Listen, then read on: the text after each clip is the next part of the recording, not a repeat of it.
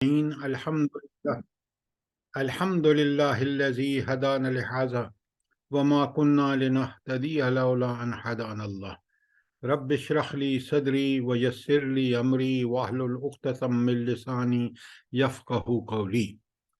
اچھا، آپ لوگ کیونکہ آ چکے ہیں، آئندہ انشاءاللہ ہم سے غلطی ہو گئی ہے، ہم یہ پروگرام ٹھیک 7:30 بجے شروع کریں گے کیونکہ تاکہ لوگ عشاء کی نماز پڑھ لیں۔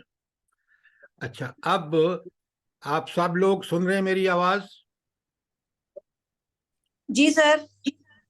اچھا، پہلے تو مجھے یہ بتائیں کہ الرحمن کے کیا معنی ہیں؟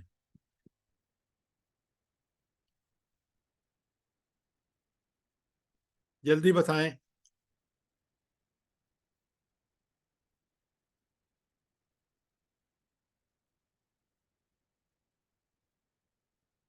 آپ میں سے کوئی بھی نہیں بتا رہا، کیا بات ہے؟ نہایت رحم کرنے والا۔ یہ کیسے بنا ہے؟ رحمان سے نہایت معنی کرنے والا کیسے آپ نے نکالا ہے معنی؟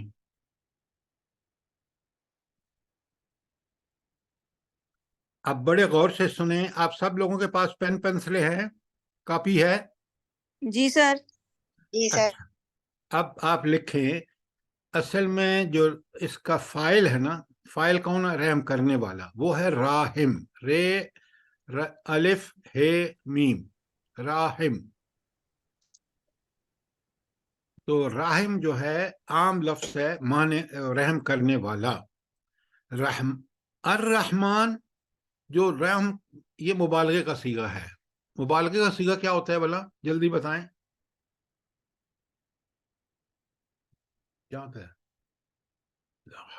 بہت زیادہ کیا؟ بہت زیادہ رحم کر رہا ہے، رحم صرف کرنا۔ رحمان کا مطلب ہے اس میں مقدار، رحمت کی مقدار کی زیادہ ہے، ایکسس بہت زیادہ۔ تو رحمان اس رحم کرنے والے کو کہتے ہیں جو بہت زیادہ رحم کرنے والا ہو۔ تو اللہ تعالیٰ کون ہے؟ الرحمن ہے، صرف رحم نہیں ہے، وہ الرحمن ہے۔ وہ ہر آن اور ہر لمحہ آپ دیکھ رہے ہیں پوری کائنات اس کی رحمتوں سے مستفید ہو رہی ہے۔ ہم اپنی ذات کو دیکھیں، ہمارے جسم کو دیکھیں، جس چیز کی ضرورت ہے، آکسیجن، کاربن ڈائی آکسائڈ گیسز ہوں، مٹیریل غذا ہو، اللہ تعالیٰ نے کثرت سے ہر چیز ہمیں دی ہے۔ یہ کس کا نتیجہ ہے؟ اس کے بہت الرحمن ہونے کا۔ کچھ سمجھ آئیے بات نہیں آپ کو؟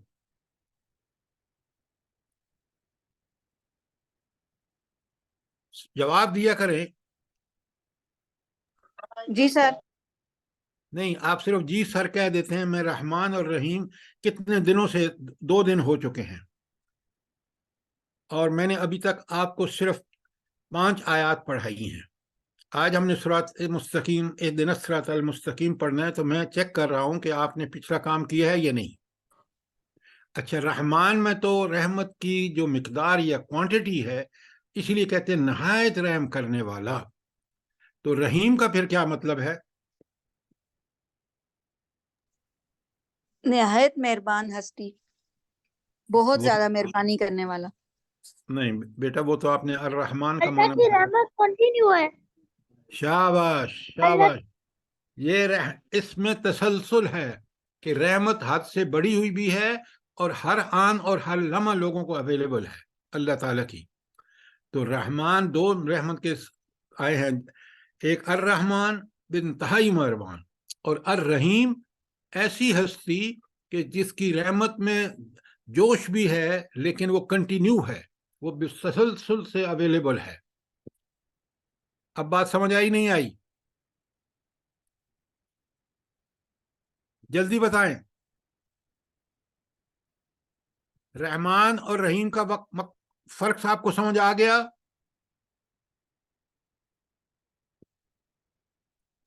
جی سر۔ اچھا، اب جب سیلاب آتا ہے یا عذاب آتا ہے تو اس وقت اللہ کی رحمت ان لوگوں سے اٹھا لی جاتی ہے، اور اس کی وجہ سے کیونکہ رحمت اللہ کی وہ مستحق نہیں ہوتے، تو اللہ ان پر اپنا عذاب نازل کر دیتا ہے، یا تو سیلاب کی حالت صورت میں یا زلزلے کی صورت میں. تو اب جب رحمت ہٹتی ہے تو یہ حال ہوتا ہے. آپ نے دیکھا ہے؟ اب بات سمجھ آئی ہے کوئی نہیں؟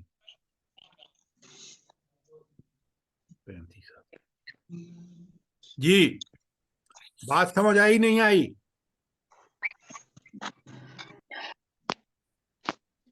سوال کریں اگر بات سمجھ نہیں آ رہی تو. اگر آپ سوالوں کے ٹھیک جواب نہیں دیں گے تو میں آگے نہیں چلوں گا.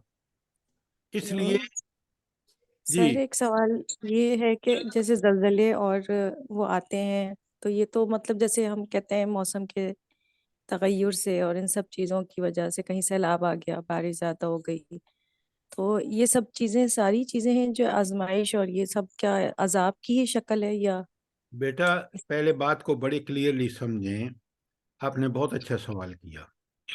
سب سے پہلے رحمت اللہ تعالیٰ کی جب ہٹ جاتی ہے، دیکھیں یہ جو اس کے سائنٹیفک ریزن ہے نا کہ یہ سیلاب اس وجہ سے آ گیا، جی وہاں سے پانی آ گیا، یہ آ گیا، وہ ہو گیا، یہ سب چیزیں اللہ کے حکم سے ہوتی ہیں اور اللہ کی اجازت ہوتی ہے، ورنہ دنیا میں کوئی کام نہیں ہو سکتا. یہ سب اللہ کے ہر کام، چاہے وہ فرض کا ہو، سیلاب ہو، زلزلے ہوں، اللہ کی رحمتیں ہوں، یہ سب اللہ کے حکم سے ہوتی ہیں. پہلی بات. اور جب یہ سائنٹیفک ریزن جو ہے نا، میں آپ کو پتہ ہے سائنس کا طالب علم ہوں. میں نے ماسٹر الیکٹریکل انجینئرنگ امریکہ سے کی ہے، بیچلر پاکستان سے کی ہے. تو میں ان کی سائنس کا آپ مجھ سے زیادہ نہیں جانتے. سائنسدان اس کی توجیہیں کرتے رہتے ہیں، اس کی ایکسپلینیشنز اور ریزن دیتے رہتے ہیں. ہوتا سب کچھ اللہ تعالیٰ کے حکم سے ہے. یہ کائنات کی پوری دیکھیں نا، یہ ٹیکٹونکس پلیٹس ہوں، زمین ہو، آسمان ہو، یہ کس کے کنٹرول میں ہے؟ کس کے حکم پر یہ کام کر رہے ہیں؟ کس کے حکم پر کام کر رہے ہیں؟ اللہ تعالیٰ کے حکم اللہ پہ کام. تعالیٰ کے اللہ تعالیٰ کے حکم کے پابند ہیں. اب سمجھ آ گئی بات آپ کو؟ اور ایک اور بات بڑے غور سے سمجھیں اور اس بات کو نوٹ کریں، ورنہ سوال کریں.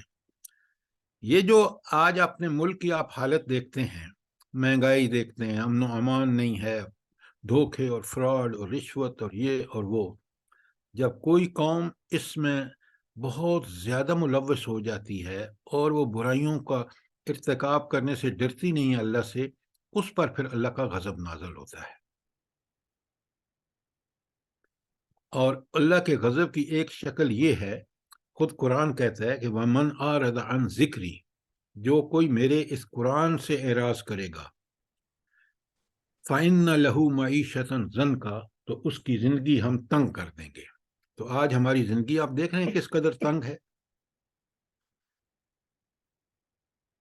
یہ سب باتیں سمجھیں، سوال کریں، صرف لیکچر میں بیٹھے نہیں. تو اب آپ کو آپ کے سوال کا جواب مل گیا بیٹا آپ کو؟ جی سر. لیکن سر ایک بات یہ سمجھ نہیں آ رہی کہ جیسے نان مسلمز ہیں تو ان پہ بھی مطلب یہ صرف ہم مسلمز پہ یہ چیز لاگو ہے یا یہ نان مسلمز بھی تو اللہ تعالیٰ کی جیسے وہ تو وہاں پہ بہت گناہ اور ساری چیزیں ہو رہی ہوتی ہیں تو شاباش، یہ ویری گڈ یہ- بیٹا. سوال میں سمجھ گیا آپ کا. آپ کا سوال یہ ہے کہ یہ جو میں بیان کر رہا ہوں کہ اگر اللہ کی نافرمانیاں کریں گے تو یہ آپ کی زندگی اللہ تعالیٰ اس میں زندگی کو تنگ کر دیں گے. تو آپ کا سوال یہ ہے کہ کیا یہ صرف ہمارے لیے ہے، مسلمانوں کے لیے، یا کافروں کے لیے؟ اس لیے کافروں کے اندر تو بہت برائیاں ہیں. جی سر. اچھا اب بڑے غور سے سنیے. میں نے یہ سب چیزیں اپنی آنکھوں سے دیکھی ہے. امریکہ میں نے پڑھا ہے، یورپ میں نے ملازمت کی ہے. سب سے بڑی بات جو ہوتی ہے نا، جب کوئی قوم نافرمانیاں لگی کرتی ہے، وہ قوم کھوکھلی ہو جاتی ہے سیرت و کردار کے اعتبار سے، اور ظلم بے انتہا ہوتا ہے. اس ظلم کی مثال اگر آپ نے مغرب کی دیکھنی ہے تو آپ دیکھ رہے ہیں کہ وہ اس اسرائیل کے پیچھے پورا یورپ اور امریکہ کھڑا ہے، حکومتیں اس کے پیچھے کھڑی ہیں، جو ظلم کی انتہا کر رہا ہے، جس نے ہسپتالوں پر بمباری کی ہے. تو سب سے بڑا برائیاں کرنے کا نقصان یہ ہوتا ہے کہ انسان کے اندر وہ انسانیت ختم ہو جاتی ہے، اس کا سیرت و کردار ختم ہو جاتا ہے، جیسا آج آپ اپنے ملک میں دیکھ رہے ہیں، یا ایون امریکہ میں بھی دیکھ رہے ہیں، یورپ میں بھی دیکھ رہے ہیں. تو اللہ تعالیٰ نے جو حکم دیے ہیں، جو احکامات دیے ہیں، جس کو کرنے کو کہا ہے وہ کریں، جس سے منع کیا اس سے رک جائیں، تو معاشرہ بالکل ایسا ہوگا جیسے نبی کریم صلی اللہ علیہ وآلہ وسلم اور صحابہ اور صحابیات کے دور میں تھا. ایک سے ایک بڑھ کر نیک.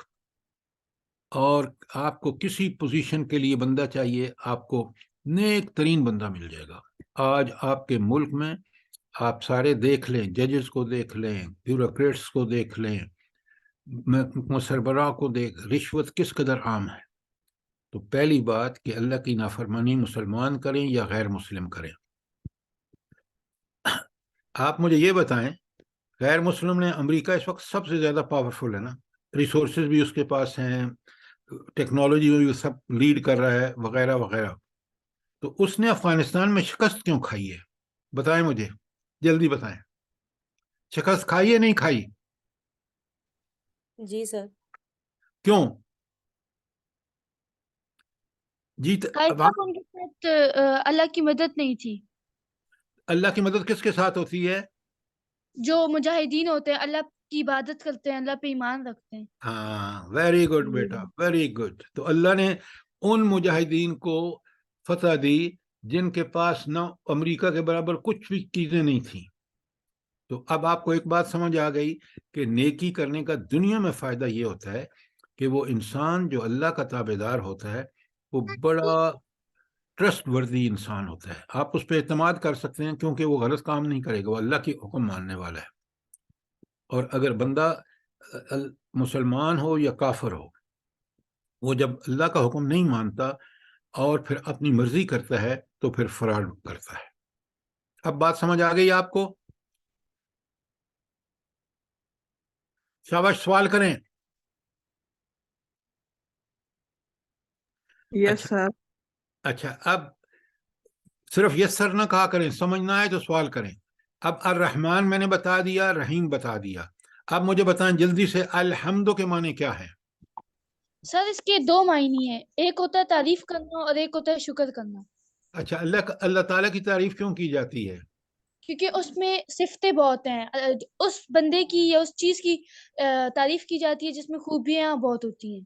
اور اللہ تعالیٰ میں بیٹا اعلیٰ اور کوئی عیب ترین، نہیں ہے اور کوئی اس میں نقص نہیں ہوتا، تو وہ اس کو بھی تعریف کے قابل ہوتے ہیں. شاباش. یعنی اللہ تعالیٰ میں خوبیاں ہی خوبیاں ہیں اور انتہا کی ہیں، اور اللہ تعالیٰ میں کوئی نقص نہیں ہے، کوئی کمی نہیں ہے. تو جب ہم اللہ کی تعریف کرنا چاہتے ہیں تو کیا الفاظ بولتے ہیں؟ سبحان اللہ کہتے ہیں. بیٹا سبحان نہیں، الحمدللہ. الحمدللہ، سب تعریفیں اللہ کے لیے ہیں. سبحان اللہ کا مطلب ہے کہ جب میں سبحان اللہ یا آپ کہتے ہیں تو اس کا مطلب یہ ہوتا ہے کہ اللہ میں کوئی کمی، کوئی کوتاہی، کوئی کمزوری، کوئی گناہ، کوئی عیب نہیں ہے. ٹھیک ہو گیا؟ اچھا، اللہ کا شکر کیوں کیا جائے؟ الحمد کے آپ نے بالکل ٹھیک بتایا، دو معنی ہیں. ایک تعریف، وہ ہم نے سمجھ لی کیوں تعریف کی جائے اللہ تعالیٰ کی. دوسری کیونکہ اللہ تعالیٰ کے بہت انعامات اور بہت احسانات ہیں. اور ویری گڈ، ویری گڈ. آپ مجھے 2-3 احسانات بتا دیے گن کے کہ اللہ کے بڑے بڑے احسانات. ہمارے لیے فروٹ بنائے، ہمارے لیے ساری چیزیں بنائی ہیں اللہ تعالیٰ نے. سر سب سے پہلی جو اس میں بات آتی ہے وہ بنائی ہے دین ہمارا. کی سمجھ بوجھ اگر عطا کر دی ہے نا اس نے، تو اس کا بہت بڑا احسان ہے، بہت بڑا احسان ہے اس کا. اور بیٹا ساتھ دوسرا یہ کہ اگر ایمان لے آئے ہیں ہم.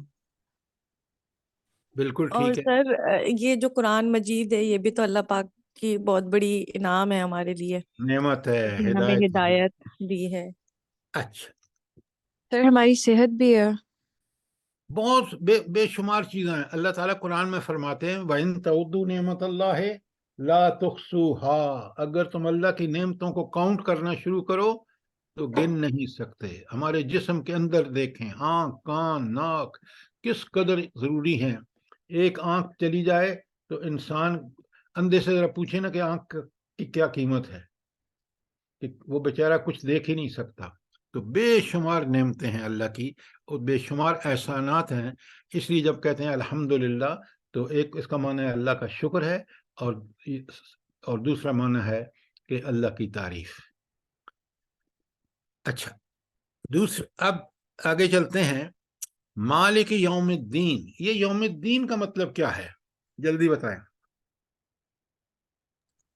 سر بدلے جزا کا سزا دن، کا دن، بدلے کا دن، جی، بدلے کا دن، بدلے یہ کا دن، کب ہوگا یہ؟ قیامت کا دن سر. قیامت کا قیامت دن. دن. سر جزا سزا کا دن. اچھا، یہ سزا جزا کس بات کی ہوگی؟ جو کام ہم نے کیے ہیں. سر ہمارے اعمال کا. میں معلوم کی یہ میری کوئی نقل چلا. بیٹا بات کو اچھی طرح دنیا میں سمجھو. ہم آئے ہیں نا تو امتحان ہے دنیا میں، تو اگر جو کام کر کے جائے گا اس کو یہاں پہ نہیں بھی ملے گا تو وہاں جا کے اس کو اللہ پاک دیں گے سزا اور جزا دونوں. بیٹا یہ دنیا دارالعمل ہے، یہ ایکشن کی جگہ ہے. جو اچھے ایکشن کرے گا، اچھا ایکشن وہی ہے جو اللہ کے حکم کے مطابق ہو اور رسول صلی اللہ علیہ وآلہ وسلم نے کر کے دکھایا ہو، وہ ہے عمل صالح یا اچھا عمل جو قرآن اور سنت کے مطابق ہو. برائی سے رکنا بھی اچھا عمل ہے.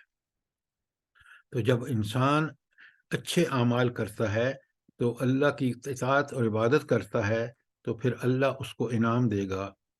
وہ انعام ہوگا آخرت میں. آخرت کب قائم ہوگی؟ سنیں، انسان اس دنیا میں ہے، یہ دنیاوی زندگی ہے جس میں آپ میں رہ رہے ہیں. اس کے بعد ہمیں موت آئے گی. موت جو ہے اللہ تعالیٰ قرآن میں فرماتے ہیں کہ یہ ایک برزخ پردہ ہے. بندہ قبر میں دفن ہو گیا تو غائب نہیں ہو گیا، وہ اس کا جسم وہاں ہے، روح اللہ کے پاس ہے. اور پھر ایک اس کو عالم برزخ کہتے ہیں، قبر کا پیریڈ. اب اللہ کو پتہ ہے کتنا ہوگا. اس کے بعد ایک سور پھونکا جائے گا. سور کیا ہوتا ہے کہ ایک فرشتہ جو ہے وہ تیار کھڑا ہے، حدیث میں آتا ہے، اور ایک اس نے ایک پکڑی ہوئی چیز جس میں اس نے پھونک مارنی ہے تو وہ پھر ایک آواز نکلے گی اس سے. اس کو سور کہتے ہیں. تو یہ جب پہلا سور اللہ کے حکم سے ہوگا، ساری کائنات کے انسان ختم ہو جائیں گے، اور اس کو کہتے ہیں قیامت کی پہلی گھڑی، کہ سارے انسان مر گئے. اس سور کے بعد کون باقی رہے گا؟ جلدی بتائیں. اللہ کی ذات. صرف اللہ تعالی، اسی کا وہی اول آخر زندہ جاوید ہے. باقی سب کائنات گئی، مر گئی، زیرو سارے مر گئے. اس کے بعد جب مر جائیں گے پھر اللہ تعالیٰ کا ایک حکم ہوگا اور کہ پھر وہ فرشتہ سور پھونکے گا دوسری دفعہ. سارے انسان قبروں سے کھڑے ہو جائیں گے زندہ، اور اس اٹھنے کے بعد قبروں سے پھر بھلا کیا کریں گے؟ جلدی بتائیں.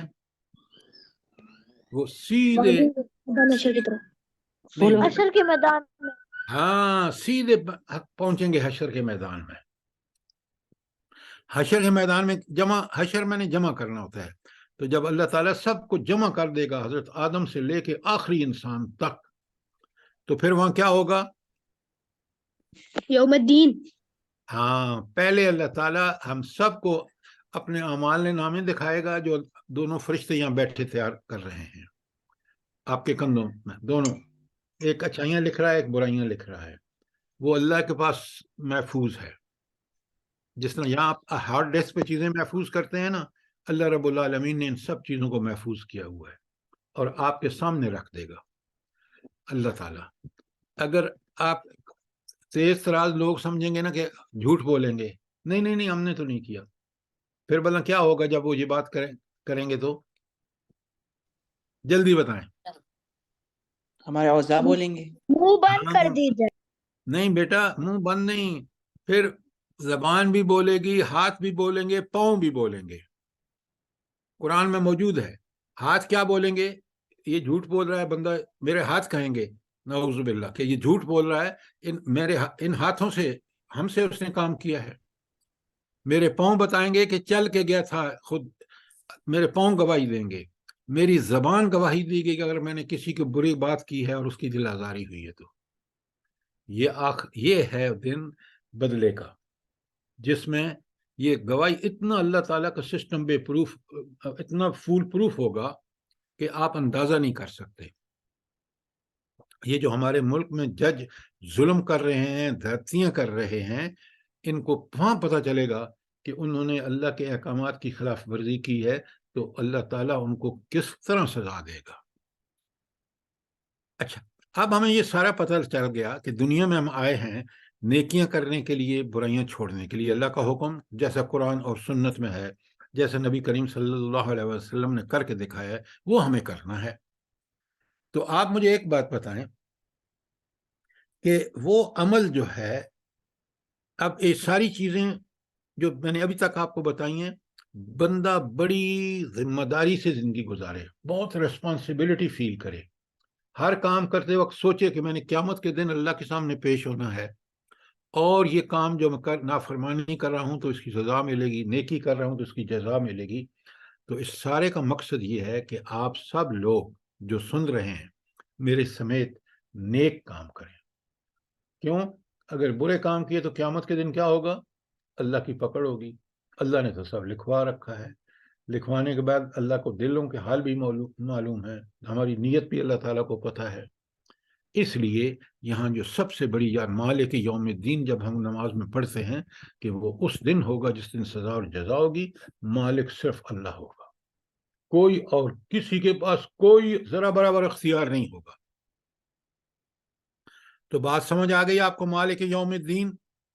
جی سر۔ اچھا، اب آ جائے عبادت۔ ایاک نعبد، ہم صرف تیری عبادت کرتے ہیں۔ تو اب مجھے بتائیں کہ عبادت کا مطلب کیا ہے، مفہوم کیا ہے؟ سر غلامی۔ صرف غلامی تو نہیں ہے، میں نے ہم اللہ کا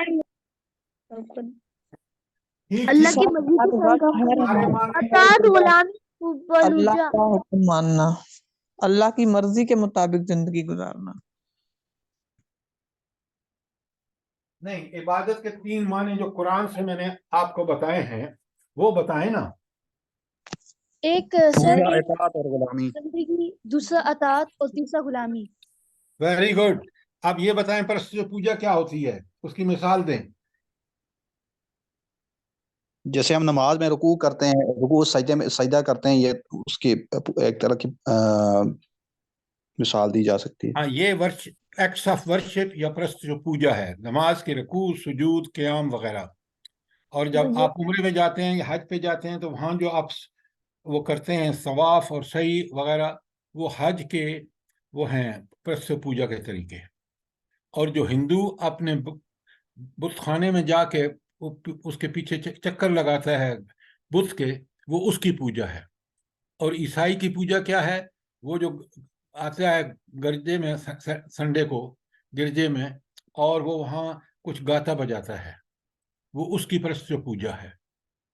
اب بات سمجھ آ گئی آپ کو نہیں؟ جی سر۔ جی سر۔ دیکھو، یہ سب چیزیں جب سمجھو گے تو پھر بات بنے گی۔ اچھا، اب آپ نے دیکھا کہ ہمیں یہ تو 4 آیتیں تو ہم نے پڑھ لی، ٹھیک ہے؟ اور اب آگے چلتے ہیں۔ اہدنا الصراط المستقیم، یہ آپ دعا میں کیا کہتے ہیں؟ اے اللہ ہمیں سیدھا راستہ دکھا۔ تو یہ جو سیدھا راستہ ہے یہ کیا چیز ہے؟ قرآن کا راستہ۔ نہیں، صحیح بتائیں۔ یہ تو بڑی ایسی بات ہے کہ جو آپ ہدایت کا راستہ۔ نہیں، سر نبی کریم صلی اللہ علیہ وسلم کی زندگی پہ کو فالو کرنا وہ اسٹریٹ لائن ہے، مطلب سیدھا راستہ ہے وہ۔ اچھا، اب سر آپ جو جنت کا راستہ ہے، سیدھا راستہ جو ہمیں نیکی کا جنت لے کر راستہ۔ جائے۔ اچھا، اب میں آپ کو بتاتا ہوں، بڑے غور سے سنیں، یہ گپ شپ نہ لگایا کریں، یہ گپ شپ ہے جو آپ کہہ رہے ہیں رسول۔ بیٹا۔ یہ ساری باتیں آپ کی پارشلی ٹھیک ہیں، اب صراط مستقیم کیا ہے پہلے سمجھیں۔ یہ جو ایک اسٹریٹ لائن ہوتی ہے کوئی دو پوائنٹ کے درمیان، وہ سب سے شارٹیسٹ راستہ ہوتا ہے، اور وہی سیدھا جو بالکل اسٹریٹ دو پوائنٹس کو ملاتے ہیں، تو وہ ہم کہتے ہیں یہ اسٹریٹ لائن ہے۔ تو ایک دنیا پوائنٹ ہے اور ایک جنت پوائنٹ ہے۔ اس کو جو سیدھا راستہ ہے نا، سیدھا خط ہے بالکل اسٹریٹ، کہاں سے؟ دنیا سے کہاں تک؟ جنت تک۔ جنت یہ کون سا راستہ پھر ہوگا؟ یہ ہے سیدھا راستہ۔ اب پہلے تو صراط المستقیم۔ پہلے دیکھیں صراط مستقیم کو سمجھیں۔ صراط مستقیم شارٹیسٹ راستہ ہے، اور ایزی ہو بھی ہوتا ہے۔ جب شارٹیسٹ ہے تو ظاہر ایزی ہے، کیونکہ آپ تھوڑے وقت میں اس کو ٹریول کر لیں گے۔ اگر گمراہیوں میں ادھر ادھر گھوم کے پھریں کہ الٹا سیدھا راستہ اختیار کریں گے تو مشکل بھی ہوگا اور لمبا ٹائم بھی لگے گا۔ ایسے ہی ہے، بات سمجھ آئی نہیں؟ جی سر۔ تو اب یہ کون سا راستہ ہے جو بالکل سیدھا بھی ہے اور آسان بھی ہے؟ یہ راستہ ہے قرآن اور سنت کا۔ اور آپ نے بالکل ٹھیک بتایا، اس قرآن اور سنت چل کے کس نے دکھایا ہے؟ نبی کریم صلی اللہ علیہ وآلہ وسلم نے۔ لہذا قرآن خود بتاتا ہے کہ سیدھا راستہ جو ہے وہ نبی کریم صلی اللہ علیہ وسلم کا راستہ ہے۔ جس طرح نبی کریم صلی اللہ علیہ وسلم نے زندگی گزاری ہے، اور اسی راستے پہ چل کے آپ آسان بھی ہے اور اللہ تعالیٰ تک جنت تک پہنچا بھی دیتا ہے۔ اچھا، میں آسان آسان کہہ رہا ہوں، اس سیدھا راستہ آسان کیوں ہے؟ کیونکہ انسان کی فطرت میں ہے نیک عمل کرنا۔ بیٹا آپ نے بہت اچھی بات کی ہے، لیکن میری آپ بات کو ذرا سمجھیں۔ جو بھی حکم اللہ تعالیٰ نے یا رسول صلی اللہ علیہ وسلم نے دیا ہے اور رسول صلی اللہ علیہ وسلم نے کر کے دکھایا ہے، وہ سارے احکامات ہماری فطرت کے عین مطابق ہیں۔ اللہ تعالیٰ نے ہماری فطرت میں کیا چیز رکھی ہے؟ ہم نیکی کو بھی پہچانتے ہیں اور برائی کو بھی پہچانتے ہیں۔ پہچانتے ہیں نہیں پہچانتے؟ آپ جلدی بتائیں۔ اچھا، جب آپ اس کو پہچانتے ہیں، مجھے بتائیں کوئی حکم جو اللہ تعالیٰ نے دیا ہو قرآن میں یا سنت میں، وہ حکم بالکل نیکی کرنے کا حکم دیا ہے جو ہماری فطرت چاہتی ہے، اور برائی سے منع کیا ہے جو برائی انسان کو برا اللہ تعالیٰ نے ہمارے دل میں ڈال رکھا ہے۔ اس لیے میں کہتا ہوں کہ صراط مستقیم نہ صرف شارٹیسٹ راستہ ہے بلکہ آسان ترین راستہ ہے، کہ وہ ہماری عین فطرت کے مطابق ہے۔ یہ بات سمجھ لیں اچھی طرح۔ بات کلیئر ہے؟ تو صراط مستقیم میں قرآن کی 2 آیتیں بتاتا ہوں، آپ لکھ لیں، اور پھر قرآن جب آپ کلاس ختم ہو تو بعد میں قرآن میں جا کے یہ خود پڑھیں اور ترجمہ بھی پڑھیں۔ اچھا، پہلی آیت جو ہے صراط مستقیم کے بارے میں، وہ میں آپ کو بتا رہا ہوں، اور آپ ذرا اس کو، پہلی آیت ہے سورہ بنی اسرائیل کی 9 نمبر آیت۔ سورت کا نام ہے بنی اسرائیل۔ قرآن کو ذرا دیکھنا شروع کریں، پڑھنا شروع کریں، سمجھنا شروع کریں، تاکہ آپ اس کورس میں انشاءاللہ کوشش کروں گا کہ آپ چیزوں کو ٹھیک سمجھیں۔ تو سورہ بنی اسرائیل کی آیت 9 میں اللہ تعالیٰ فرماتا ہے ان ھذا القرآن یہدی للتی ہی اقوم۔ یہ قرآن وہ کتاب ہے جو بالکل سیدھے راستہ، اقوام کا مطلب ہے سپرلیٹو ڈگری ہے، کہ سب سے سیدھا راستہ جو ہے، جو صراط مستقیم ہے، اس کی طرف جو گائیڈ کرتی ہے، جو رہنمائی کرتی ہے، وہ کتاب قرآن مجید ہے۔ ایک بات۔ دوسری بات، اللہ تعالیٰ کے رسول صلی اللہ علیہ وسلم کے بارے میں خود قرآن کہتا ہے، آپ میں سے کتنے لوگوں نے سورہ یاسین پڑھی ہے؟ جلدی بتائیں۔ اپنے ابو امی سے پوچھیں، انہوں نے بالکل یہ ضرور پڑھی ہے اور روز پڑھتے ہیں۔ یاسین کی صورت ہے قرآن میں 36 نمبر پر، اس کی آیت پڑھ رہا ہوں 3 اور 4۔ اللہ تعالیٰ فرماتے ہیں اِنَّكَ لَمِنَ الْمُرْسَلِينَ، اے نبی صلی اللہ علیہ وسلم آپ یقیناً رسولوں میں سے ہیں۔ کافر کہتے تھے نا جو منکر تھے نبی کا، نہیں نہیں یہ رسول نہیں ہے، نعوذ باللہ۔ تو پہلی بات تو اللہ نے کنفرم کر دیا، خود اللہ نے بتا دیا کہ آپ اے نبی کریم صلی اللہ علیہ وسلم آپ رسولوں میں سے ہیں۔ اور آگے بڑے غور سے سنیے آیت نمبر 4، علی صراط مستقیم، کہ آپ بالکل سیدھے راستے پر ہیں۔ تو جب آپ میں سے کسی نے کہا نا کہ سیدھا راستہ نبی کریم صلی اللہ علیہ وآلہ وسلم کا راستہ ہے، تو یہ ہے اس کا مطلب۔ اب بات سمجھ گئے نہیں؟ سوال کیا کریں، شاباش۔ صراط مستقیم سمجھ آ گیا؟ جی سر۔ ایک تو آپ لوگ جو ہے نا سوال نہیں کرتے۔ سوال میں نے آپ کو کتنا موقع دیتا ہوں، بار بار کہتا ہوں، چیزوں کو سمجھنا ہے تو آپ سوال کریں۔ یاد رکھیں، اچھا اسٹوڈنٹ وہ ہوتا ہے جو کلاس میں اپنی ساری ڈیفیکلٹیز دور کر کے جاتا ہے۔ اور ڈیفیکلٹیز کیسے دور ہوتی ہیں؟ سوال کر کے۔ تو اب اگر آپ سوال نہیں کرتے تو میرا تو کوئی قصور نہیں ہے، اگر میں جواب نہ دوں تو پھر میرا قصور ہے۔ لیکن آپ روز آتے ہیں، پھر میں سوال کرتا ہوں تو آپ جواب نہیں دے پاتے۔ زیادہ مہربانی کر کے میں آپ کو ایک اچھا اسٹوڈنٹ بننے کی بھی ترغیب دے رہا ہوں، میں نے ساری زندگی پڑھایا ہے۔ تو اچھا اسٹوڈنٹ وہ ہوتا ہے جو سوال کر کے ٹیچر سے اپنی بات کو کلیئر کر لیتا ہے، پھر اگلی بات اس کو سمجھ آتی ہے۔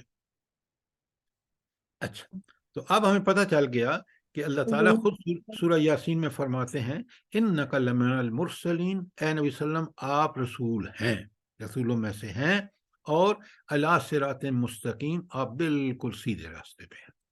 لہٰذا اگر ہم چاہتے ہیں کہ عملاً کون سا سیدھا راستہ ہے، تو اللہ تعالیٰ نے خود بتا دیا کہ اس کے نبی کا راستہ بالکل سیدھا راستہ ہے۔ اسی لیے قرآن نے نبی کریم صلی اللہ علیہ وسلم کو کیا قرار دیا ہے بلا؟ لَقَدْ كَانَ لَكُمْ فِي رَسُولِ اللَّهِ أُسْوَةٌ حَسَنَةٌ، کہ تمہارے لیے بہترین نمونہ، رول ماڈل کون ہے؟ نبی کریم صلی اللہ علیہ وسلم۔ ان کی زندگی کے مطابق چلو، سیدھے راستہ پہ چلو گے اور سیدھے جنت پہنچ جاؤ گے۔ ٹھیک ہو گیا؟ اچھا، انگریزی دیکھیں بیٹا، میں انگریزی میں بالکل لیکچر دے سکتا ہوں، لیکن آپ پاکستان میں رہتے ہیں، آپ نے کیوں اپنے آپ کو انگریزی کا اتنا غلام بنا لیا ہے؟ خدا کے لیے دیکھیں، اب میں اسٹریٹ پاتھ کہوں تو وہ مفہوم نہیں نکلتا جو صراط مستقیم کا مطلب ہے۔ آپ قرآن اردو کیونکہ زبان ایسی ہے، انگریزی میں اس میں عربی میں بھی ہم صراط مستقیم کہتے ہیں، اردو میں صراط مستقیم کہتے ہیں۔ اب میں اس اصطلاح کو اگر اسٹریٹ میں بات کہوں، یہ بالکل اس کا مفہوم نہیں ہے، یاد رکھیں۔ میری بات سمجھ رہے نہیں سمجھ رہے؟ آپ سوال بے شک انگریزی میں کریں، میں آپ کو جواب کچھ الفاظ انگریزی کے ضرور استعمال کروں گا، میں انگریزی لینگویج کو استعمال نہیں کرنا چاہتا۔ میں پاکستان میں ہوں، اردو زبان ہے ہماری مادری، ہمیں اردو سیکھنی چاہیے۔ اچھا، اب صراط مستقیم کے لیے کلیئر ہے؟ تو ہر دعا کی میں، ہر نماز کی ہر رکعت میں آپ سورہ فاتحہ پڑھتے ہیں، اور یہ ہے اس کا مرکزی مضمون کہ ہم اللہ تعالیٰ سے کیا دعا مانگتے ہیں؟ کیا مانگتے ہیں؟ جلدی بتائیں۔ اهدنا الصراط المستقيم۔ شاباش شاباش، اهدنا الصراط المستقیم، اے اللہ ہمیں سیدھا راستہ دکھا۔ اور یہ سیدھے راستے کی تفصیل کس کتاب میں ہے؟ قرآن میں، قرآن پاک، قرآن مجید میں۔ Very good. اور عملاً اگر سیدھے راستے میں چلنا ہو تو کس کو فالو کرنا ہے؟ نبی کریم صلی اللہ علیہ وسلم۔ ویری گڈ، ہم نے نبی کریم صلی اللہ علیہ وآلہ وسلم کو فالو کرنا ہے، یاد رکھیں۔ کم ہو گیا۔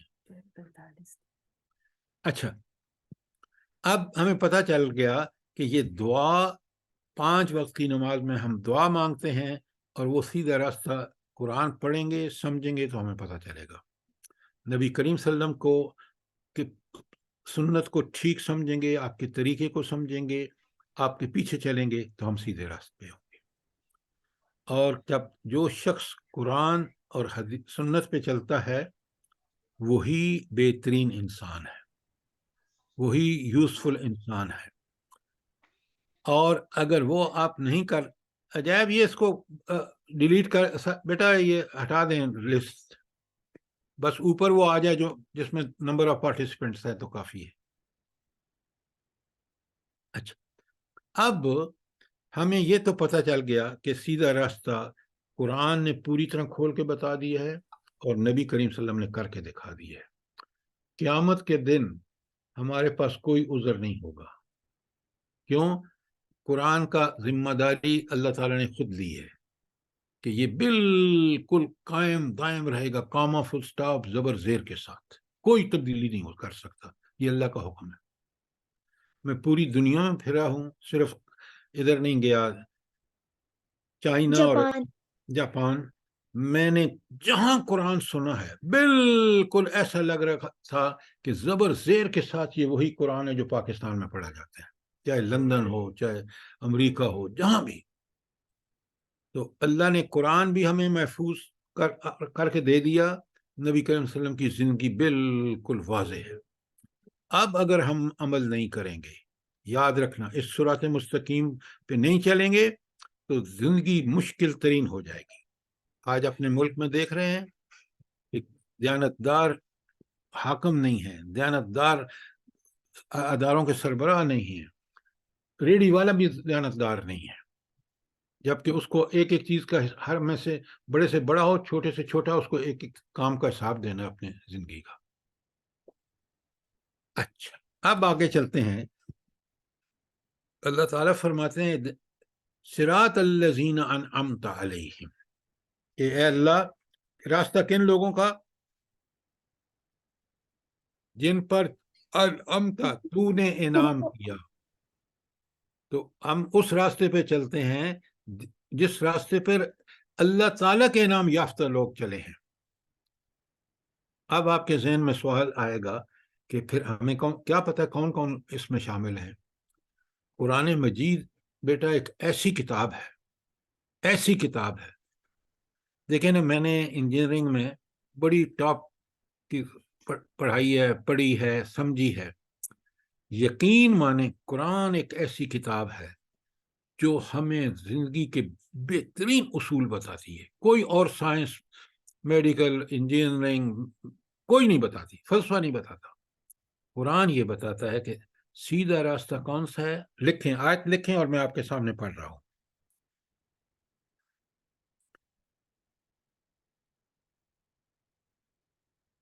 آیت کا لکھیں،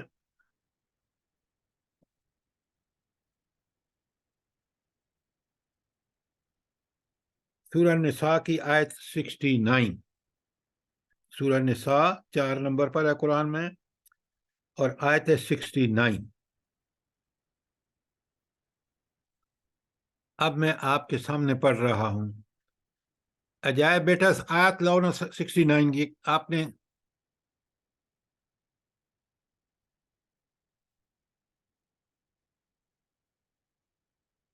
ہاں بس ٹھیک ہے. اب ذرا دیکھیں، بالکل آپ کے سامنے ہے، من یطع اللہ ورسولہ، وہ شخص جو اطاعت کرے اللہ اور اس کے رسول کی. فاولئک مع الذین، وہ ان لوگوں کے ساتھ ہوگا، انعم اللہ علیہم، جن پر اللہ نے انعام کیا.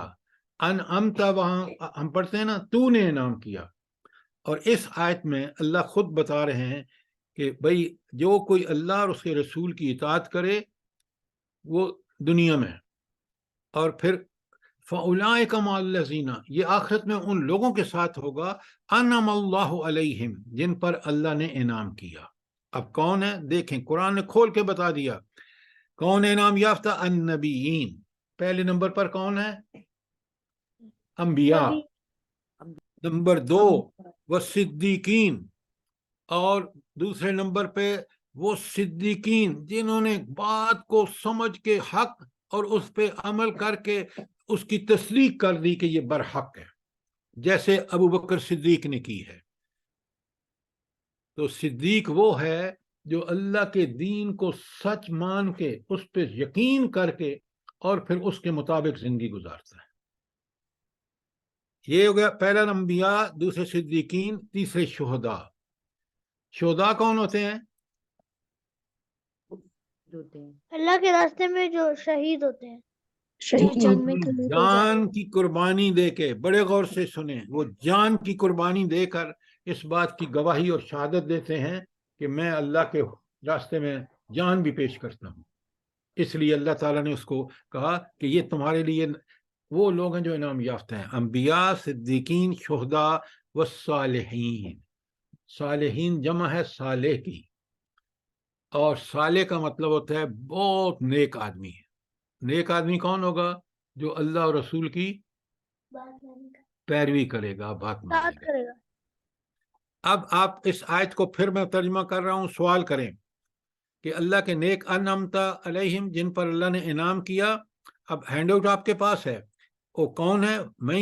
وَمَن يُطِعِ اللَّهَ وَرَسُولَهُ، جو کوئی اطاعت کرے اللہ اور اس کے رسول کی، فَأُولَٰئِکَ مَعَ، جو دنیا میں یہ کام کرے، عجائب بیٹا، ہاں، وَمَن يُطِعِ اللَّهَ وَرَسُولَهُ، جو کوئی اطاعت کرے اللہ اور اس کے رسول کی، فَأُولَٰئِکَ مَعَ الَّذِينَ، وہ ان لوگوں کے ساتھ ہوگا، انعم اللہ علیہم، جن پر اللہ تعالیٰ آخرت میں انعام فرمائے گا۔ وہ کون ہے؟ من نبیین، نمبر 1 نبی انبیاء، نمبر 2 صدیقین، نمبر 3 شہید، نمبر 4 صالحین۔ اب سوال کیجئے، شاباش۔ میں نے کل سوال کرنے ہیں، کل نہیں، ساری سیٹرڈے کو کلاس ہوگی جی۔ شاباش صالحین کون ہوتے ہیں؟ جی، صدیقین اور صالحین کے کیا فرق ہے؟ ہاں، ویری گڈ، یہ ہوئے نا سوال۔ اچھا، صدیق جو ہے نا، وہ بڑا ایسا مومن کہ وہ اللہ کے اور رسول صلی اللہ علیہ وسلم کے ہر عمل کو اتنا سچا جانتا ہے کہ وہ جان دے دے گا لیکن اس کی سچائی میں فرق نہیں آنے دے گا۔ تو صدیقین اس لیے پہلے انبیاء کے بعد آیا ہے کہ یہ وہ شخص ہے جو اپنے قول سے، اپنے عمل سے بالکل دین کے سچا ہونے کی شہادت دے رہا ہے۔ اب بات سمجھ آئی آپ کو؟ یہ تو ہو گیا صدیقین۔ صالحین جو ہے یہ ذرا تھوڑا سا کم درجہ ہے، بندہ یہ بھی نیک عمل بھی کرتا ہے، نبی صلی اللہ علیہ وسلم کے راستے پر بھی چلتا ہے، لیکن یہ جو صدیق ہے یہ تو یقین ہی اسی میں رکھتا ہے، وہ دنیا میں کس اللہ کی بات اور رسول صلی اللہ علیہ وسلم کی بات کو اتنا حق جانتا ہے کہ وہ اس کے تصدیق کرنے میں جان تک بھی قربان کر دیتا ہے۔ اب بات سمجھ آئی کہ نہیں؟ جی صدیقین آ گیا سمجھ۔ اچھا، اب میں آپ کو بیٹا ذرا سیرت پڑھا کرو، دیکھیں نا، صدیق کا لقب کس کو ملا ہے بھلا صحابہ میں سے؟ حضرت ابو بکر۔ حضرت ابو بکر حضرت ابو بکر کو صدیق کا لقب ملا ہے۔ کیوں؟ بڑے غور سے سنیں، جو ہی نبی کریم صلی اللہ علیہ وسلم نے آپ کو بتایا نا کہ میں اللہ کا نبی ہوں، میرے پاس وحی آئی ہے، تو سب سے پہلا جو شخص ایمان لایا وہ کون ہے؟ حضرت ابو بکر صدیق۔ تو اب انہوں نے پوری زندگی دیکھ لی ہے، نبی کریم صلی اللہ علیہ وسلم کا کس طرح ساتھ دیا ہے، چاہے کوئی مشکل ہو نبی کریم صلی اللہ علیہ وسلم کو، ہجرت میں، غار حرا میں، تو یہ ہے صدیق۔ اب سمجھ آئی؟ سارے جو باقی صحابہ اور صحابیات تھے وہ صالحین تھے۔ اب بات سمجھ آ گئی کہ نہیں آئی؟ جی سر، اور یہ ہے کہ انہوں نے جب معراج پہ گئے تھے آپ صلی اللہ علیہ وسلم، تو انہوں نے بغیر مطلب فوراً اس بات کے اوپر انہوں نے نہیں بیٹا، میں آپ کی بات میں بتاتا ہوں واقعہ آپ کو۔ اب نبی کریم صلی اللہ علیہ وسلم نے آ کے بتایا نا لوگوں کو، مکے والوں کو، کہ بھائی میں تو گیا تھا اس سے بیت اللہ کعبۃ اللہ سے پہلے گیا ہوں فلسطین، وہ ہزاروں میل ہے، بڑا لمبا سفر ہے، وہاں سے میں گیا ہوں آسمانوں پر، اور پھر اس کی وہاں سے میں واپس آ گیا ہوں مکہ۔ کافروں نے سنا تو بڑا مذاق اڑایا کہ یہ جو سفر مہینوں کا ہے یہاں سے بیت المقدس تک کبھی، اور پھر آگے یہ کہتے ہیں میں تو آسمانوں پر گیا، اللہ سے بھی میری ملاقات ہوئی ہے، اللہ سے بھی بات چیت ہوئی ہے۔ تو انہوں نے خوب مذاق اڑایا۔ تو ان کافروں نے سوچا کہ یار آج بڑا اچھا وقت ہے، موقع ہے، ذرا چلتے ہیں، یہ جو ہر بات کی تصدیق کر دیتے ہیں نا ابوبکر صدیق، ان کے پاس جا، انہوں نے کہا تمہیں پتہ ہے تمہارے صاحب نے کیا کہا؟ تمہیں پتہ ہے؟ انہوں نے کہا بتاؤ تو صحیح۔ انہوں نے کہا جی یہ کہتے ہیں کہ میں ایک رات میں کعبۃ اللہ سے بیت المقدس، بیت المقدس سے آسمانوں تک، اور آسمانوں سے واپس آ گیا۔ انہوں نے کہا ہے ہاں ہاں، تو انہوں نے کہا پھر سچ کہا ہے۔ اتنے وہ پریشان ہو گئے، انہوں نے کہا پھر سچ کہا ہے۔ بس کافر جو گئے تھے نا خوشی خوشی کہ بھائی اب اس کو کون مانے گا یہ بات، تو اللہ جو جس کو چاہے کہاں سے کہاں لے جائے۔ تو یہ ہے وہ واقعہ جو آپ بات کر رہے ہیں، ٹھیک ہے؟ جی سر۔ اچھا، یہ تو ہمیں سمجھ آ گیا کہ انعمت معنی کیا ہے، کہ جن پر تو نے انعام کیا، اور وہ ہمیں اللہ نے بتا دیے، وہ انبیاء ہیں، صدیقین ہیں، شہداء ہیں اور صالحین ہیں۔ اچھا، اس کے بعد آتا ہے غیر المغضوب علیہم، راستہ ان لوگوں کا نہیں جن پر تیرا غضب ہوا ہے۔ تو ہم نے پہلے تو پتہ ہے مانگ لیا کہ جن پر تو نے انعام کیا، اللہ نے بتا دیا۔ اب مجھے یہ بتائیں کہ وہ کون لوگ ہیں جن پر اللہ کا غضب ہوا؟ قرآن نے بتایا ہے، جیسے میں نے آپ کو قرآن سے بتایا نا کہ انعمت میں کون لوگ ہیں، قرآن کے نام، اسی طرح قرآن نے بتایا کہ مغضوب کون ہے۔ جلدی بنی بتائیں۔ بنی اسرائیل۔ اسرائیل مولانا نے ہدایت جی کی تعریف کی تھی اور وہ بھول گئے۔ جی، بنی اسرائیل، بنی اسرائیل۔ اب آئندہ یہ مت کہنا، فرعون۔ ہر وہ اللہ کا غضب اس پر ہوتا ہے۔ بنی اسرائیل اس کے لیے ہم کہتے ہیں کہ انہوں نے حضرت موسیٰ پر، جس طرح آج ہم نبی کریم صلی اللہ علیہ وسلم پہ قرآن نازل ہوا ہے نا، اسی طرح موسیٰ علیہ السلام جن کو وہ مانتے نبی، وہ ان پر تورات نازل ہوئی تھی، انہوں نے تورات کی شدید نافرمانیاں کی، جس طرح آج ہم قرآن کی کر رہے ہیں نا، کر رہے ہیں نہیں کر رہے؟ بتائیے جلدی سے، کر رہے ہیں ہم کر رہے قرآن کی؟ تو ایسے لوگ جو ہیں وہ مغضوب ہوتے ہیں جو اللہ کی حکم کی نافرمانی کریں، چاہے وہ بنی اسرائیل ہوں چاہے وہ مسلمان ہوں۔ یہ ہم کہہ کے نا کہ یہ آیت بنی اسرائیل کے لیے، یہ بڑی غلط بات ہے۔ اللہ نے یہ ہم روز پڑھتے ہیں اور ہم اللہ سے کہتے ہیں ہمیں بنی اسرائیل نہ بنانا، ہمیں نیک بنانا، اہدنا الصراط المستقیم پہلے آپ نے کہا ہے۔ تو لہٰذا مغضوب وہ ہے جو اللہ کی شدید نافرمان ہو، سود کھائے، رشوت لے، وہ ساری خرابیاں جو ہمارے اندر ہیں یہی بنی اسرائیل میں تھیں، اس لیے ان کو پر اللہ کا غضب ہوا۔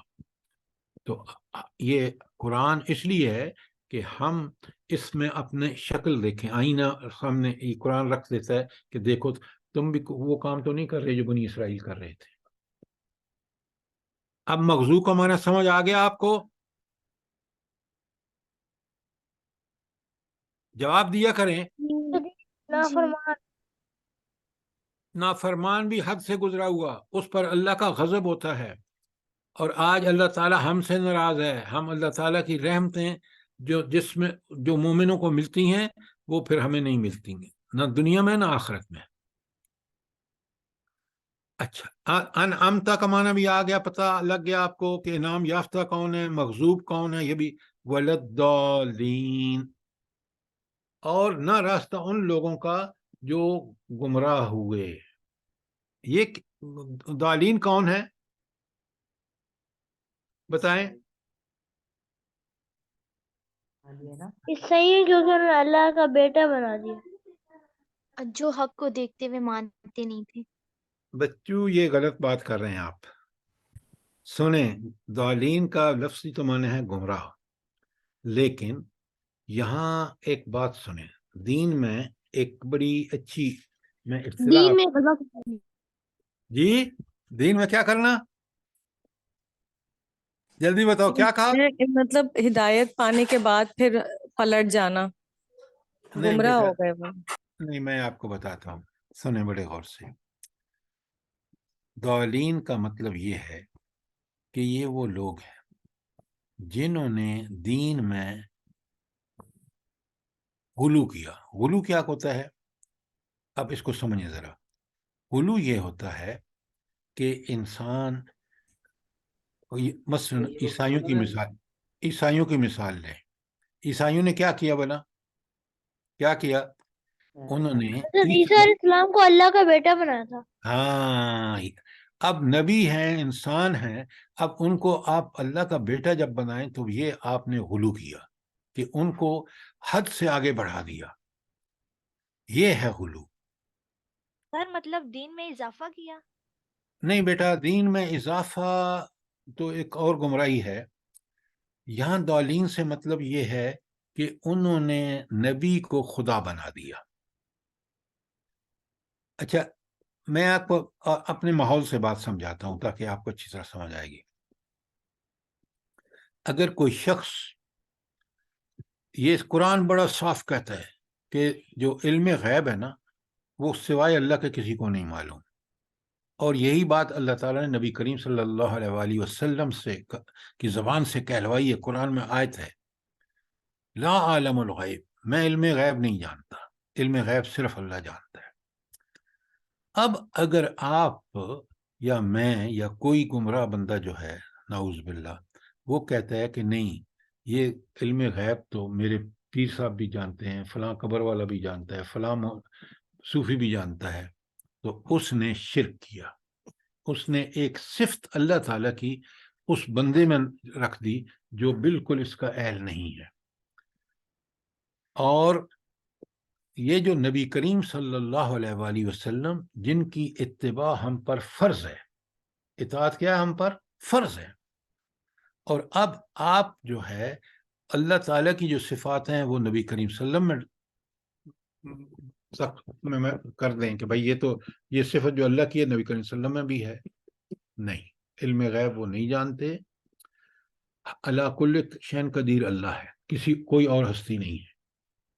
تو لہٰذا یہ جو ہے غلو ہے کہ اس ہستی کو اس کے مقام سے اوپر لے جانا۔ جیسے عیسائیوں نے حضرت عیسیٰ کو اللہ کا بندہ اور رسول کی بجائے خدا بنا لیا۔ یہ ہے گمراہی، یہ ضالین ہے، یہ گمراہی ہے، اور یہ اس کو غلو کہتے ہیں۔ غلو کیا ہے؟ کہ کسی کے مقام مرتبے سے اٹھا کے اس کو نبی کو خدا بنا دینا۔ اب بات سمجھ آئی کہ نہیں آئی؟ سوال کریں جلدی۔ جی سر، یہ ایک سوال یہ کہ ابھی تو ہم جیسے اب تو نبی، آخری نبی ہمارے چلے گئے اور کوئی نبی نہیں آئے گا، تو اب ہم کون سا ایسا غلو کریں گے یا کون سا ایسا کام کریں گے جس سے ہم جو ہے وہ ان میں شامل ہو جائیں گے ضالین میں؟ ویری گڈ بیٹا، ویری گڈ، بہت اچھا سوال کیا آپ نے۔ اب مجھے ایک بات بتائیں، کتنے مسلمان ہیں جو قرآن و سنت سے واقف نہیں ہیں لیکن اللہ تعالیٰ کی صفات نبی کریم صلی اللہ علیہ وسلم کے اندر، کہ مثلا اگر آپ کو پتہ ہے شفاعت، قرآن بڑا کھول کھول کے بتاتا ہے کہ شفاعت کی کچھ شرائط ہیں۔ مثلا پہلی شرط یہ ہے کہ اللہ کی اجازت کے بغیر کوئی سفارش اللہ کے ہاں نہیں کر سکے گا، اور جس کی سفارش کی جائے گی وہ بھی اللہ اجازت دے گا تو اس کی کرے گا۔ یعنی شفاعت کرنے والا ہو یا جس کی شفاعت کی جائے اس کے لیے اجازت پہلے کس کی ہوگی؟ اللہ کی، پھر کرے گا۔ اگر کوئی شخص یہ سمجھتا ہے کہ حضور نبی کریم صلی اللہ علیہ وسلم، دنیا میں تو میں نے نعوذ باللہ نبی کریم صلی اللہ علیہ وسلم کی کوئی اطاعت نہیں کی، اور میں یہ سمجھ رہا ہوں جیسے آپ کے اکثریت مسلمان سمجھتے ہیں کہ بھئی ہم نے تو کلمہ نبی کا پڑھ لیا ہے، نبی کریم صلی اللہ علیہ وسلم ہمیں جنت میں پہنچا دیں گے، یہ ہے غلو۔ کیوں؟ اللہ کے ہاں کا چاہے نبی کا بیٹا ہی کیوں نہ ہو، حضرت نوح کا پڑھیں آپ قرآن میں، نبی کریم صلی اللہ علیہ وآلہ وسلم کی جتنی پشت پناہی چچا ابو طالب نے کی ہے نا، کائنات میں کوئی نہیں کر سکتا، لیکن کلمہ نہیں پڑھا، مسلمان نہیں ہوئے، لہذا اللہ ان کو نہیں بخشے گا۔ ابو جو ان کے چاہتے تھے نبی صلی اللہ علیہ وسلم کے، وہ تھوڑے سے ڈرپوک بھی تھے، اس لیے انہوں نے کلمہ نہیں پڑھا۔ اچھا، اب آپ کو بات سمجھ آ رہی ہے؟ تو ہمارے جاہل لوگ جو ہیں مسلمان، نہ قرآن پڑھتے ہیں نہ اور نبی کریم صلی اللہ علیہ وسلم کو سمجھتے ہیں کہ وہ بس سب کچھ جانتے ہیں اور ہمیں بخشوا لیں گے، اور یہ صفت تو اللہ کی ہے۔ نبی کریم صلی اللہ علیہ وسلم کی ہم نے اتباع کرنی ہے، پوری طرح ان کی اطاعت کا حق ادا کرنا ہے، وہ ہم کرتے نہیں ہیں اور ادھر ادھر کی باتیں گھڑ دی ہیں۔ اب بات سمجھ آئی کہ نہیں آئی؟ اب سر جیسے آپ نے جتنے کہا مرضی کہ وہ جو گمراہ ہوتے ہیں، مطلب جو غلو کرتے ہیں وہی مطلب گمراہ ہوتے ہیں نا، گمراہی تو سر ہاں، ضروری غلو مطلب ہمارے بالکل، جی تو جی، سر ہمارے پاس جو نافرمان لوگ ہوتے ہیں وہ بھی تو مطلب گمراہ ہم ان کو کہہ سکتے ہیں نا، کہ جو نافرمان ہوتے ہیں وہ بھی تو گمراہ ہی ہوتے ہیں، اللہ بیٹا کو اللہ کے جو نماز نہیں پڑھتا وہ گمراہ نہیں ہے کیا؟ جس کے پاس دولت ڈھیروں ہے، حج نہیں کرتا، فرض ہے، نماز نہیں پڑھتا، نماز فرض ہے، تو وہ گمراہ نہیں تو اور کیا ہے؟ جو تو سود سر پھر غلو کھاتا ہے، سنو، سود کھاتا ہے، رشوت لیتا ہے، تو وہ سارے کے سارے گناہ گار ہیں۔ سوال کریں۔ شاباش، تو سوال کریں۔ سر پھر غلو اور نافرمان میں فرق کیا ہوا؟ بیٹا بات کو سمجھیں، غلو یہ ہے کہ نبی کو خدا بنا دینا، جیسے میں نے آپ کو مثال دی ہے عیسائیوں کی۔ گمراہ تو ہر برائی کرنے والا، کوئی کم گمراہ ہے، کوئی زیادہ گمراہ ہے۔ اب بات سمجھ آئی کہ نہیں آئی؟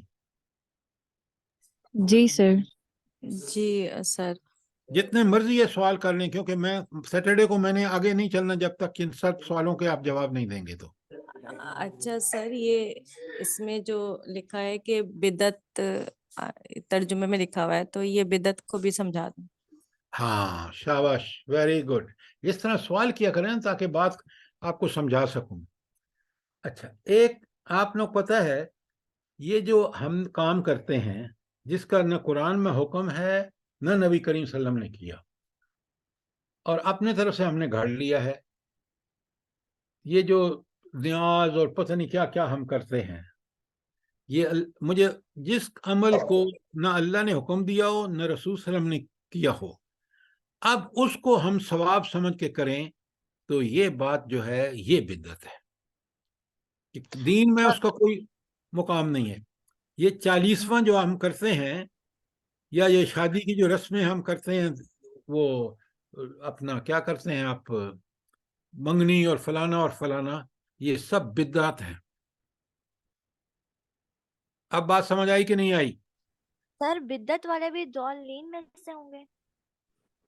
بیٹا ضالین میں نے آپ کو بتایا ہے، یہاں ضالین کا مطلب ہے غلو کرنے والے، وہ، اور خاص کر عیسائیوں کی مثال قرآن نے دی ہے، اور جو نبی کریم صلی اللہ علیہ وسلم کے وقت جو کافر مکے والے تھے وہ کہتے تھے یہ فرشتے اللہ کی بیٹیاں ہیں، تو یہ بھی غلو تھا۔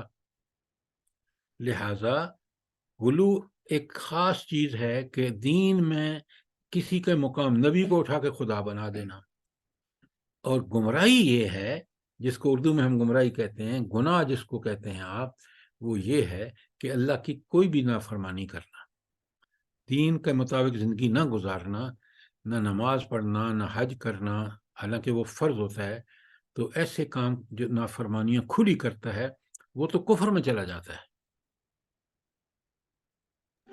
سر میلاد بھی غلو کرنے کا ہوتا ہے۔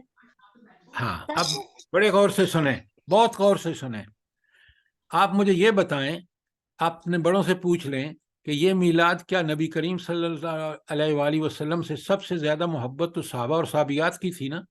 تھی نہیں؟ ان کو جانے کو انہوں نے یہ منائی ہے یہ عید میلاد النبی؟ مجھے بتائیں۔ نو سر۔ تو پھر ہم یہ بدعت نہیں ہے تو اور کیا ہے؟ دین میں اس کا کوئی وجود ہی نہیں ہے۔ آپ دیگیں پکا کے اس دن تو کھلا دیتے ہیں، غریب غربے کو تو آپ، اللہ تعالیٰ کا حکم ہے کہ آپ اس کی مدد کریں، بھوکے کو کھانا کھلائیں، وہ تو آپ نہیں کھلاتے۔ آپ سے مراد یہ ہے کہ جو لوگ مناتے ہیں، میں اس کی بات کر رہا ہوں. سر میرا ایک کویشچن ہے. جی بیٹا. اگر کوئی شخص یا کوئی لوگ جو بدعت کرتے ہیں، اگر ہم ان کو منع کریں اور وہ منع کرنے کے باوجود بھی باز نہ آئیں تو پھر آپ کو کیا کرنا چاہیے؟ ویری گڈ، بہت اچھا سوال، بہت اچھا سوال. اصل میں ایک بات یاد کریں، ہم جو ہیں اللہ تعالیٰ نے ہماری صرف ذمہ داری یہی لگائی ہے کہ ہم لوگوں کو بڑی محبت سے سمجھا دیں کہ بھائی یہ جو ہے یہ نہ صحابہ نے کی نہ تبع تابعین نے کی، تو یہ عمل ہم اس کو ثواب سمجھ کے کرتے ہیں، یہی بدعت ہے. اب اس کے بعد بھی آپ کریں، اللہ تعالیٰ آپ کو نہیں پکڑے گا. کیوں؟ آپ نے اس کو بتانے کا حق ادا کر دیا. وہ نہ کرتے تو پھر بھی آپ پکڑے جاتے کہ آپ نے اس کو کیوں نہیں بتایا. تو بتانا ہمارا فرض ہے، عمل نہیں کرے گا تو قیامت کے دن اللہ تعالیٰ اس کو پکڑے گا. Thank you. جی میرا مطلب یہ ہے کہ جب پیر اور فقیروں کو سفارشی بنا لیتے ہیں، مطلب قیامت والے دن یہ ہماری سفارش کریں گے، یہ بھی بدعت ہے. یہ تو بڑی گمراہی ہے بیٹا. میں نے آپ کو بتایا نا کہ اس پہ انشاءاللہ شفاعت کے بارے میں آپ سوال جتنے مرضی یہ کریں، پھر میں آپ کو جواب دوں تاکہ آپ بات کلیئر ہو. ٹھیک ہے؟ اس لیے میں آپ سے کہتا ہوں، جو آپ کے ساتھی آپ سے سوال کرتے ہیں اسلام کے بارے میں، دین کے بارے میں، قرآن کے بارے میں، نبی کریم صلی اللہ علیہ وسلم کے بارے میں، آخرت کے بارے میں، وہ مجھ سے سوال کریں تاکہ میں آپ کو قرآن و سنت سے اس کا جواب دوں. السلام علیکم سر، یہ میرا بھی ایک کوشچن ہے. سود کیا چیز ہے جو آپ نے بتایا ابھی؟ سود کیا چیز ہے، یہی سوال کیا آپ نے؟ جی سر. اچھا، اب بڑے غور سے سنیں. دین کا یہ کہتا ہے کہ آپ امیر ہیں نا، تو اللہ نے آپ کو جو پیسہ دیا ہے وہ غریبوں کی مدد کریں. وہ آپ سے قرض مانگنے آتا ہے، آپ اس کو، وہ کہتے ہیں مجھے 10,000 دے دیں، یہ میرے کام ہے. آپ سمجھتے ہیں نیک ہے، آپ اس کو 10,000 دیتے ہیں. وہ آپ کو کہتے ہیں میں 1 سال کے بعد واپس کروں گا. آپ اسی 10,000 وہ آپ کو واپس کرتا ہے. یہ اللہ نے آپ کو اس کام کا ثواب اجر دے گا. اللہ بہترین بدلہ دے گا. اب میرے پاس کوئی بندہ غریب آتا ہے، میں اسے کہتا ہوں نعوذ باللہ کہ ٹھیک ہے، اب میں تمہیں 10,000 دوں گا، 1 سال کے بعد یہ میں آپ سے 11,000 واپس لوں گا. یہ سود ہے کہ میں نے اس سے اصل رقم لینے کی بجائے اس پہ بڑھا کے اسے کہا کہ 1 سال کے بعد اس 10,000 پہ جو 1,000 سود مجھے دو گے تم. وہ مجبور ہے، وہ لے لے گا. اس سود کے لینے میں وہ بندہ جو سود لے رہا ہے وہ اپنے ساتھ بڑا ظلم کر رہا ہے، کیونکہ اللہ نے یہ بات ہرگز اجازت نہیں دی کہ تم کسی کی مدد کرو اور پھر اس سے بڑھا کے واپس لو. یہ میں نے سمپل مثال دی ہے. تو جہاں بھی آپ کا بینک اکاؤنٹ ہے وہاں بھی اگر سود ہے تو آپ کو وہ سود نہیں لینا چاہیے. بات سمجھ آئی کہ نہیں آئی؟ جی سر. اچھا سر، ایک سر سوال یہ بھی تھا کہ ہاں جی. یہ مزار کے اوپر اور یہ جو جا کے چڑھاوے کرتے ہیں اور ان سے مانگتے ہیں، مطلب یہ یہ بھی گمراہی میں آئے گا؟ یہ بدعت ہے، بہت بڑی بدعت ہے. پہلے مزار بنانا بدعت ہے، پھر اس پہ بیٹھ کے اور لوگوں سے نذرانے لینا اور لوگوں کو یہ بتانا کہ تمہارے یہ کام ہم کر دیں گے، یہ سب جھوٹ، فراڈ اور دغا بازی ہے. بدترین بدعت ہے. سر جی میں نے بہت دفعہ دیکھا ہے کہ لوگ جو ہیں وہ قبرستان میں جا کے قبر پہ سورہ یاسین پڑھتے ہیں اور اس طرح مطلب کرتے ہیں قرآن شران. تو یہ کیا مطلب الاؤڈ ہے یا پھر آپ نہیں کر سکتے؟ بیٹا آپ جائیے، یہ اللہ نے حکم دیا ہے قبرستان میں جائیے اور یاد کیجئے کہ ایک دن میں نے یہاں پہنچنا ہے اور میں نے دنیا میں، آپ جائیں عبرت پکڑیں، اپنے والدین پہ یا اہل قبر کے لیے دعائے مغفرت کریں. یہ سارے کام جائز ہیں، لیکن وہاں جا کے یہ سمجھنا کہ نعوذ باللہ کہ جب اب میں جاتا ہوں تو میری دعا سے فلاں بخشا جاتا ہے، نہیں. یہ سب چیزیں اللہ کے اپنے اختیار میں ہیں. آپ کو اللہ نے حکم دیا ہے والدین کی قبروں پر جائیں، ان کے لیے دعائیں مغفرت کریں، یہ بالکل جائز ہے. سر میرا ایک کوشچن ہے. مجھے میری ٹیچر نے کہا تھا کہ سر اگر ایک انسان 5 وقت نماز نہیں پڑھتا تو اس کا نکاح بھی ٹوٹ سکتا ہے, تو کیا سر یہ بات صحیح ہے؟ بیٹا یہ چیز جو ہے نا، پہلی بات تو یہ سمجھیں، بڑے غور سے سنیں کہ نماز کو چھوڑ دینا کفر ہے، حدیث میں ہے. یعنی جس نے نماز نہیں پڑھی اس نے گویا کفر کیا. کیا؟ اللہ کے حکم کا انکار کیا اس نے. تو نماز نہ پڑھنا ہمیں اسلام سے خارج ہو جاتا ہے بندہ جو نماز کو پرماننٹلی چھوڑ دے، حدیث کی روح سے. قرآن بھی جتنا نماز آیا نا، قیم الصلاۃ کا حکم قرآن میں، اتنا اور کوئی حکم نہیں آیا اس تعداد میں. رہا کہ اب اس کا نکاح ٹوٹ جاتا ہے یا یہ سب، جی ٹھیک ہے. سر میرا کوشچن ہے کہ جو ہوتی ہے یا اسپیشلی جو برتھ ڈے پارٹیز ہیں آج کل بہت عام ہو چکی ہیں، اگر ہم اس میں بکواس ہے یہ سب کچھ. کیوں؟ دیکھیں یہ مغرب کی تقلید ہے، عیسائیوں کی تقلید ہے. اللہ تعالیٰ نے سختی سے منع کیا ہے. اور birth day party, birth day منانا بالکل اسلام میں کہیں جائز نہیں ہے. اور برتھ ڈے کے دن آدمی خود اللہ کے لیے نفل شکرانہ ادا کرے کہ پروردگار میری زندگی 1 سال مل گیا، اور وہ نیک عمل کرے. برتھ ڈے پارٹی سب بکواس ہے. سر اگر ہم ایسی تقریبات میں شرکت کرتے ہیں تو ہمارا شمار کن لوگوں میں ہوگا؟ جب غلط کام، وہ غلط کام ہے نا. آپ مجھے بتائیں، میں نے آپ کو بتایا کہ یہ دین اللہ تعالیٰ نے سختی سے منع کیا ہے کہ ایسے غلط کام مت کرو. تو آپ مجھے یہ بتائیں کہ اگر غلط کام میں شرکت کرنی چاہیے یا نہیں کرنی چاہیے؟ نہیں کرنی چاہیے سر. بس پھر سیدھی سی بات ہے. سر میری ایک بات کلیئر نہیں ہوئی مجھے.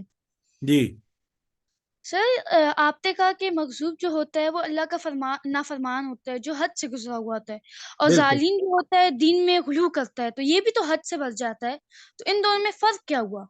بیٹا دیکھیں، بالکل فرق واضح ہے. مغضوب جو ہے اس پر اللہ کا غضب اس لیے وہ نافرمان ہوتا ہے، دین پہ عمل نہیں کرتا، قرآن و سنت کے مطابق نہیں چلتا، وہ جھوٹ بولتا ہے، رشوت لیتا ہے، وغیرہ وغیرہ. یہ ایک جرم ہے عمل کا. یہ جو غلو ہے یہ فکر کا بھی غلطی ہے، کہ عقیدے کی بھی غلطی ہے، کہ کیا کہ میں نے نبی کو اٹھا کے خدا بنا دیا. تو یہ دونوں چیزیں اس وجہ سے الگ الگ ہیں. بات سمجھ آئی؟ جی سر، تھینک یو سر. سر کسی غیر مسلم کو پورا سلام کرنا جائز ہے؟ میں بیٹا لیبیا میں تھا نا، مجھے اس بندے کا بڑا، آج بھی میں شکر کرتا ہوں. اس ایک آیا وہاں کا بندہ، اس کا یہ کیا نام ہے ادھر ساؤتھ میں ہے نا، ہاں کافر تھا. وہ آیا تو اس نے دکاندار کو سلام کیا. پتہ ہے اس نے کیا جواب دیا؟ علیکم السلام من اتبع الہدا. سلامتی اس پر جس نے ہدایت کی پیروی کی. تو سلام کافروں کے لیے نہیں ہے، مسلمانوں کے لیے ہے. اور اس نے اس کو جواب جو دیا کہ سلامتی ہو اس شخص پر جس نے ہدایت کی پیروی کی. مجھے بڑا مزہ آیا اس دن، مجھے بات سمجھ آ گئی کہ اگر کافر سلام کرے تو یہ جواب ہے، بالکل شریعت کے مطابق. سر ایک دفعہ دوبارہ یہ سلام ریپیٹ کر دیں آپ جواب. ہاں شاباش بیٹا. اس نے کہا وعلیکم السلام، نہیں علیکم تو نہیں کہا، ہاں ہاں، والسلام من اتبع الہدا. من جو کوئی اتباع کرے، پیروی کرے، الہدا ہدایت کی، جو اللہ کی بھیجی ہوئی قرآن و سنت ہے. ٹھیک ہو گیا؟ جزاک اللہ. سر یہ میلاد کے حوالے سے ایک سوال پوچھنا چاہ رہی تھی جی کہ کچھ لوگ کہتے ہیں کہ اللہ کا فضل اور رحمت ملے تو خوب خوشیاں مناؤ. تو آپ صلی اللہ علیہ وسلم رحمت للعالمین تھے، لہٰذا یہ بڑی رحمت ہے، اور وہ یہی کہتے ہیں کہ یہ خوشی کا اظہار ہے، تو میلاد منانا تو جائز بنتا ہے پھر. میڈم ایک بات سنیں، جی جی. اللہ قرآن میں بار بار کہتا ہے، بار بار، کہ اتباع اطیع اللہ و اطیع الرسول. وہ کرتے ہیں ہم.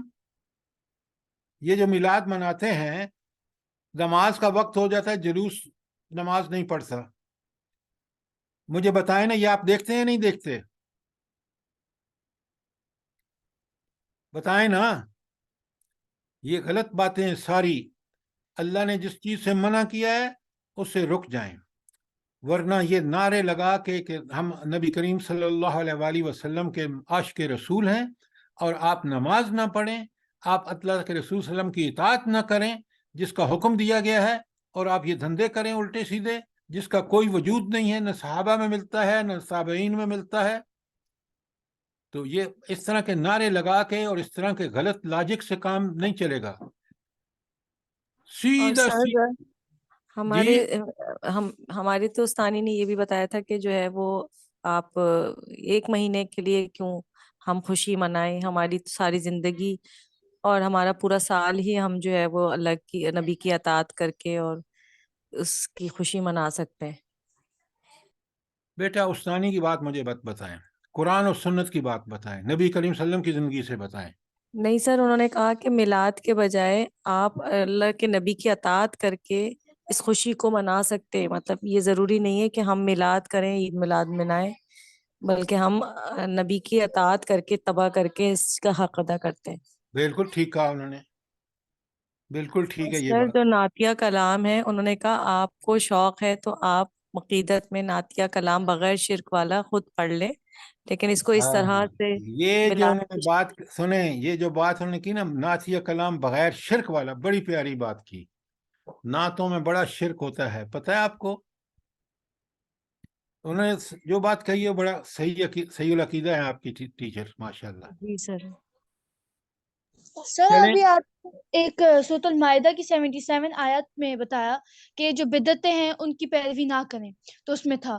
تو سر آج کل اگر ہم دیکھیں تو یہ ہماری ٹریڈیشنز میں آ گیا، تو ہم اس سے کیسے رک سکتے ہیں، بچ سکتے ہیں؟ جیسے ہمارے اسکول میں میلاد ہوتی ہے، وہ مسٹ ہوتا ہے کہ آپ نے آنا ہے اس دن، تو پھر ہم کیسے بچیں اس سے؟ بیٹا بات سنو، بڑے غور سے سنو. آپ اگر ان بدعتوں میں شامل ہوتے ہیں، آپ اللہ کی ناراضگی مول لیتے ہیں. ہم اللہ کے حکم، مومن ایمان صاحب ایمان وہ شخص ہے جو اللہ کی نافرمانی نہیں کرتا. یہ اس لیے ہو رہا ہے کہ اس ملک میں اس کے تعلیمی اداروں میں نہ قرآن پڑھایا جاتا ہے نہ سنت پڑھائی جاتی ہے. ہمیں تو آپ دیکھ رہے ہیں کہ ہمیں تو بتایا جاتا ہے کہ تم نے کرسمس ڈے بھی منانا ہے، تم نے وہ یہ بدعت بھی کرنی ہے اپنی اس کی عید میلاد النبی والی بھی، اور یہ کہیں دین میں اس کا کوئی وجود نہیں ہے. ٹھیک ہے؟ اور سر ہمارے تو پورے ملک میں بہت سارے ایسے تعلیمی ادارے ہیں کہ ہم اس میں وہ جو ان چیزوں سے پاک ہیں، تو ہمیں اپنی چوائس بھی دیکھنی ہوتی ہے کہ ہم کس چیز کو اپنے لیے چوز کر رہے ہیں. بیٹا یہ والدین کا فرض ہے، آپ نے بہت اچھی بات کی ہے. والدین کا فرض ہے کہ وہ بچوں کو ان اسکولوں میں نہ بھیجیں جہاں بچوں کو دین سے دور لے جایا جاتا ہے، جن کو گمراہ کیا جاتا ہے. ٹھیک ہے؟ یہ والدین کا فرض ہے. جی سر. جزاک اللہ. تو انشاءاللہ پھر آپ سے بات ہوگی سیٹرڈے کو اچھی طرح سر چیزوں میرا ایک کو. کوشچن ہے، جی یہ جب ہم یونیورسٹی میں ہوتے ہیں تو آج کل دن شارٹ ہے اور عصر کی نماز بیچ میں آ جاتی ہے، اور اگر ہمیں ٹیچر منع کرے کہ آپ نہیں پڑھ سکتے ابھی لیکچر چھوڑ کے، پھر کیا کرنا چاہیے ہمیں؟ بیٹا آپ دیکھیں، 1 گھنٹے کا لیکچر ہے نا، بڑا آسان ہے. آپ اس سے پہلے نماز پڑھ لیں لیکچر سے، ٹائم میں رینج ہے، اور اگر سورج غروب نہیں ہوا تو آپ بعد میں نماز پڑھ لیں. سر کیا نماز ہم آپ کو ظہر اور عصر کی نماز جو ہے وہ اکٹھی پڑھ سکتے ہیں؟ مطلب اگر آپ کے لیکچرز ہیں عصر کے ٹائم پہ، مطلب ہمارے 3 گھنٹوں کے اکٹھے ہوتے ہیں اور بیچ میں بریک نہیں ہوتی، تو ہم ظہر عصر کی ملا کے پڑھ سکتے ہیں؟ ملا کے پڑھ سکتے ہیں. اس کیس میں جب 3 گھنٹے کا لیکچر ہے تو پھر ٹھیک ہے. اگر 1 گھنٹے کا لیکچر ہے تو پھر آپ اس طرح کی حرکت نہیں کر سکتے. ٹھیک ہے سر. جزاک اللہ خیر.